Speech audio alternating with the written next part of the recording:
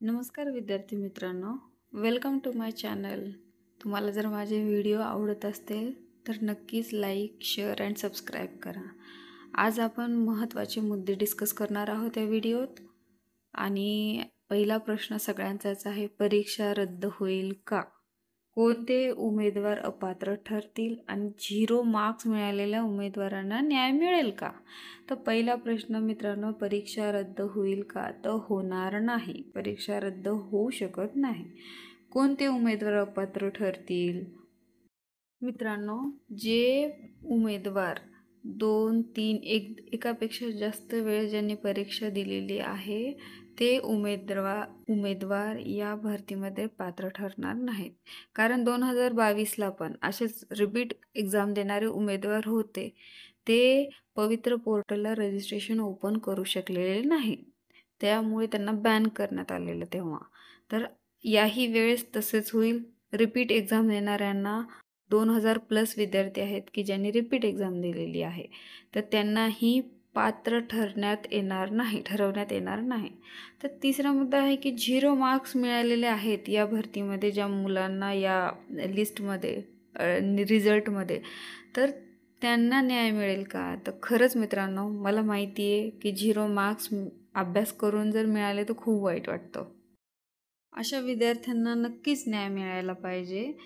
पण त्यांचा response sheet IBPSनं त्यांना द्यायला पाहिजे. त्यांनाही जाणून घेण्याचा अधिकार आहे की आपले रॉ मार्क्स किती आहेत आणि आपल्याला नॉर्मलायझेशन केल्याच्या नंतर मार्क्स किती मिळालेले आहेत. हा खरं तर त्यांना मागण्याचा हक्क आहे.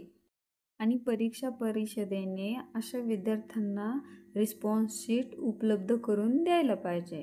राहिला प्रश्न घोटाळ्याचा मित्रांनो. शिक्षक भरती हा प्रकारच असा आहे की घोटाळे तर इथं होतात. ह्या गोष्टीची हिस्ट्री आहे.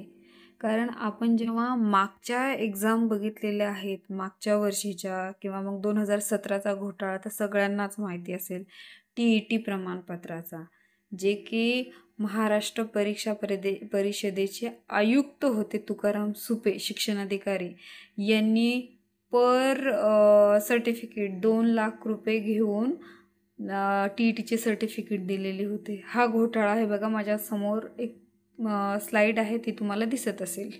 राज्य परीक्षा परिषदेने तत्कालीन आयुक्त आणि शिक्षण अधिकारी तुकाराम सुपे यांच्या विरोधात बेहोशी मालमत्ता जमा केल्याप्रकरणी लाचलुचपत प्रतिबंध विभागाने गुन्हा दाखल केला होता. मित्रांनो, हा घोटाळा होता 2019चा. ओके. त्याप्रमाणे 2018 साली TET परीक्षेत देखील गैरव्यवहार झाल्याचे उघड आलं होतं आणि तेही सायबर पोलिसांनी शोधून काढण्याचा प्रयत्न केला. त्याचबरोबर 2013 पासून ज्यांनी TET परीक्षा दिलेली आहे त्यांचे सर्वांचे प्रमाणपत्र पडताळणी करण्यात आली होती त्यावेळेला. ओके.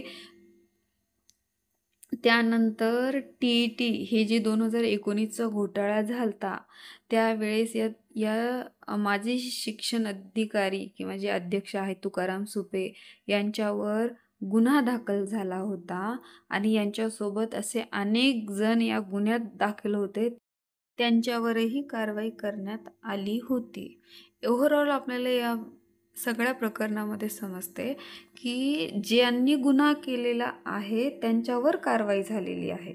सध्याचाच मुद्दा आता शालांत ID प्रकरण तुम्हाला माहितीच असेल. शिक्षण विभागातील अधिकाऱ्यांच्या संमतीने 580 शिक्षक व शिक्षकेतर कर्मचाऱ्यांची बोगस भरती करण्यात आली होती आणि या प्रकरणामध्ये 12 शिक्षण संस्थेचे पदाधिकारी आणि शिक्षण विभागातील अधिकारी यांच्यावर गुन्हा दाखल करण्यात आला होता. हे शिक्षण मंत्री दादा भुसे यांनी माहिती दिली होती याची आणि हे गुन्हे यांच्यावर कारवाई शिक्षण मंत्री दादासाहेब भुसे यांनी केलेली आहे. त्यामुळे ज्यांनीही या टेट 3च्या एक्झाममध्ये घोटाळा केलेला असेल मित्रांनो, त्या विद्यार्थ्यांना बॅन करण्यात येईल. जे अधिकाऱ्यांनी त्यांना मदत केलेली आहे त्या अधिकाऱ्यांवर कारवाई करण्यात येईल.